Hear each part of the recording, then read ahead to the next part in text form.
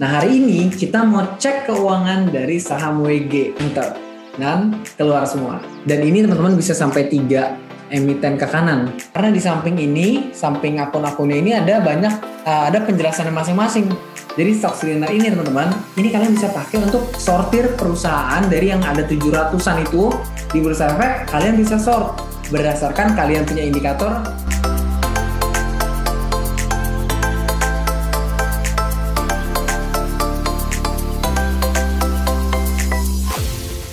Hai teman-teman, selamat datang di Bedah Emiten dalam 5 menit by Coffee Meets Stocks. Ini adalah video pertama di series ini, teman-teman, yang kita buat untuk bantu kalian supaya bisa analisa perusahaan secara efektif.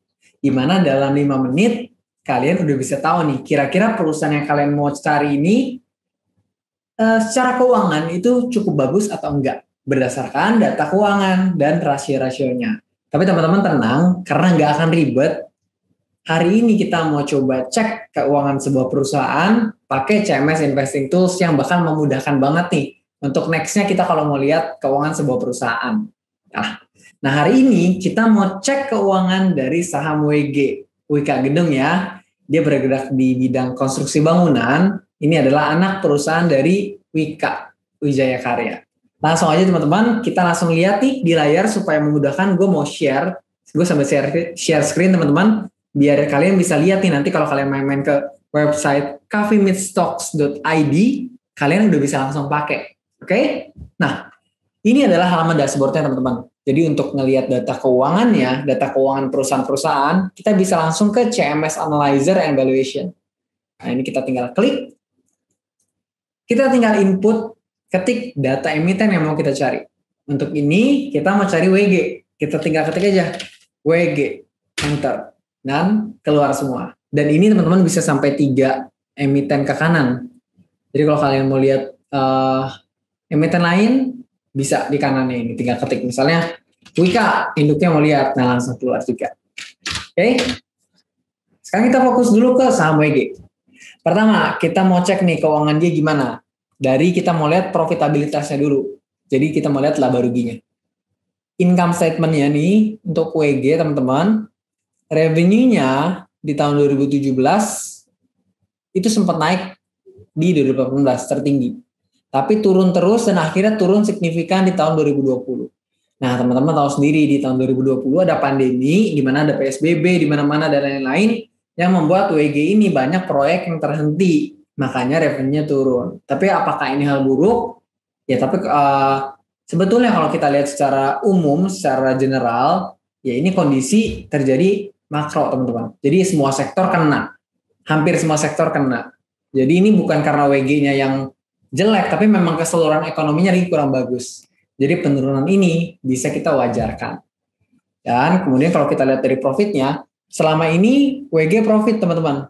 Ya, jadi selama ini WG profit, cuma memang balik lagi. Dia sempat naik terus sampai 2019, net profitnya turun signifikan di tahun 2020. Balik lagi, ini karena pandemi, jadi kita masih bisa wajarkan. Nah, kita lihat net profitnya udah, sekarang kita mau lihat sebesar apa net profitnya kalau dibandingin sama dia punya harta, kekayaan. Kita bisa lihat dari rasio ROE-nya teman-teman.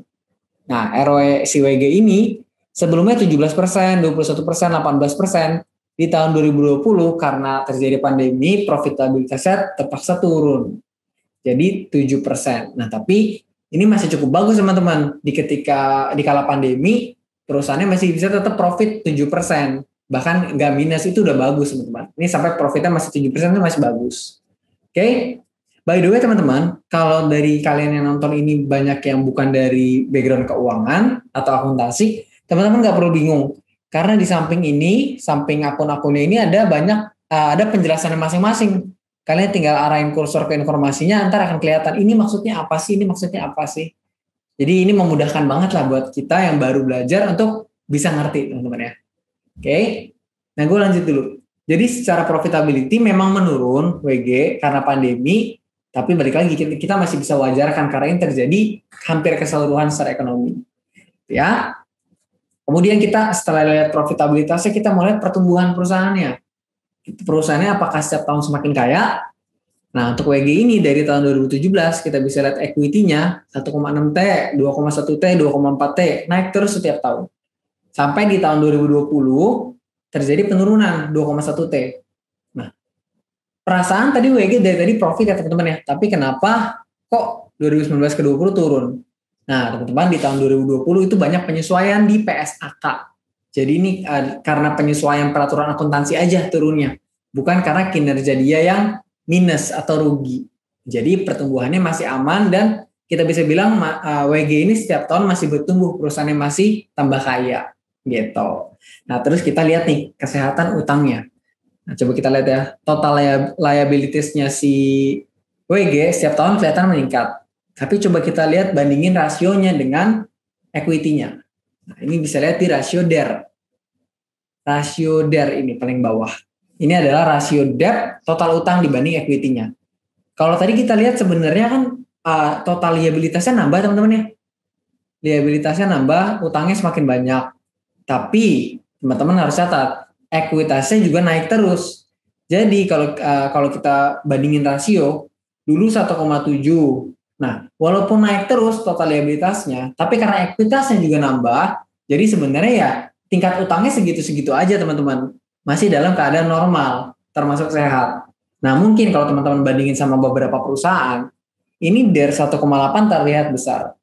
Tapi balik lagi teman-teman harus lihat model bisnisnya. WG ini kan konstruksi, di mana ada term of payment tertentu kalau perusahaan konstruksi. Ya, dia ketika bangun proyek itu nggak langsung dibayar full sama kliennya, dia harus ambil pinjaman.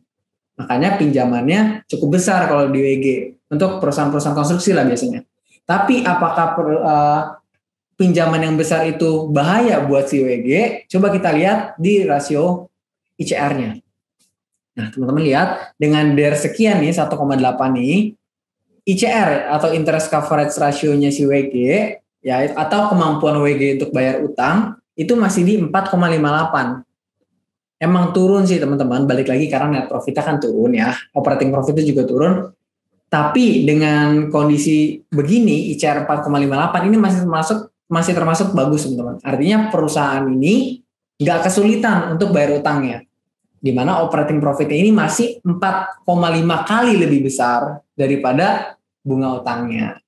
Nah, jadi secara keseluruhan kita lihat teman-teman dari profitabilitasnya oke, terus pertumbuhannya oke, equity-nya, kemudian tingkat utangnya juga masih oke, ya kemampuan bayar utangnya juga bagus.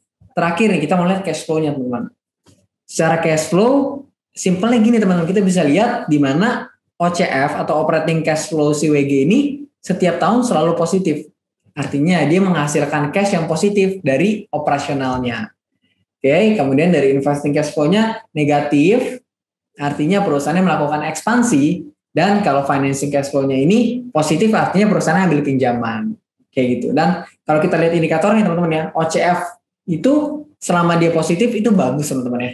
Artinya perusahaannya make money, ada uang cash yang masuk, yang surplus dari kegiatan operasionalnya. Oke, jadi hampir secara keseluruhan kita lihat cukup bagus nih teman-teman WG ya. Nah, cuma kita lihat yang terakhir ini salah satu bagian yang paling penting, itu valuasinya teman-teman. Dengan kinerja seperti ini, valuasinya gimana? Ya kita bisa lihat dari PBV sama PER-nya. Nah, untuk PBV-nya saat ini dia ada di 0,87. Di bawah 1 teman-teman ya. Jadi secara ekuitas dia terdiskon.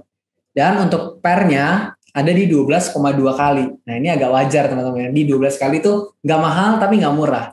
Karena ini dengan asumsi net profit dia lagi di kondisi pandemi.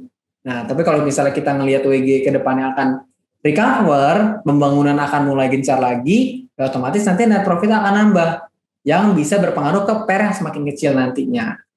Oke, jadi sekarang ini mungkin WG ada secara PBV dan PER, WG ini ada di level di mana dia nggak mahal atau nggak murah. Jadi ya cukup wajar. Nah, tapi teman-teman kalau kita hitung valuasinya pakai metode EPS, ya ini teman-teman bisa klik nih, tinggal klik valuation, nanti akan muncul valuasinya. Nah, ini enak banget teman-teman. Jadi ini dengan perhitungan IPS dia saat ini nih, dengan asumsi IPS dia saat ini, kita asumsikan growth-nya dia konservatif, ya sekitar 5%-an, kira-kira dia wajarnya berapa sih? Nah, ini muncul angkanya di sini teman-teman. Nah, gimana? Gampang kan teman-teman untuk analisa perusahaan pakai CMS Analyzer Tools? Nah, teman-teman boleh banget nih cobain langsung di coffeemeetstocks.id dan langsung klik yang CMS Analyzer Evaluation. Nah, by the way teman-teman, gue mau share juga kalau di sini juga ada stock screener loh. Nah, jadi stock screener ini teman-teman, ini kalian bisa pakai untuk sortir perusahaan dari yang ada 700-an itu di Bursa Efek, kalian bisa sort berdasarkan kalian punya indikator, tinggal di input aja, nanti akan tersortir. Jadi tinggal beberapa perusahaan doang. Misalnya, ini gue udah share teman-teman, klik stock screener. Misalnya kalian mau cari yang market cap-nya di atas 1000. Kalian mau cari yang ROE-nya di atas misalnya berapa? 7.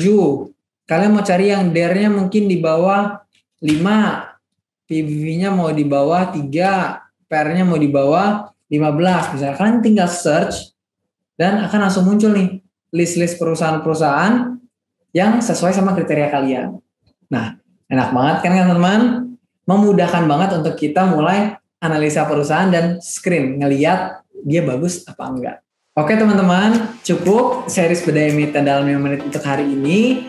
Yuk teman-teman langsung cobain analisa pakai CMS Analyzer Tools di coffeemeetstocks.id. Bye-bye.